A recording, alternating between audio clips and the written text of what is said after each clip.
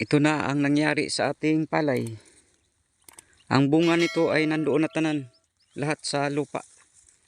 Hinuhulog ng mga ito. Ayan. Ang dami talaga. Wala na tayong maani pa. Ubos na lahat. Sobrang dami ng uod. Yung uod na umatake sa mais ay ganito din sa palay. Bago lang tayo nag-apply ng insecticide. Yung pangatlong araw pa lang. Ayan. Wala na. So ito na ang nangyari. So kawawa talaga. Ay, ang laki ng gasto natin. Makabunga lang ang palay pagkatapos nito lang. Ayan. Hinuhulog lang sa lupa. Yan. Wala na, hindi na ito mapakinabangan pa. Kawawa ang palay.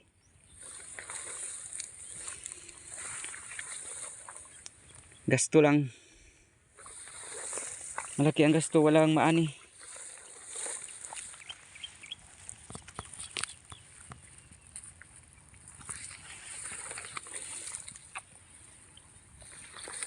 Ayan.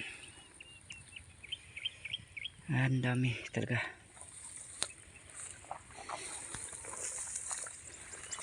Ay. Ganito sa palayan. Tawag sa amin, dili lalim. Ay, grabe nga damage. Dili lalim. Mahal pa naman ang mga input. At hindi na katay ang uod.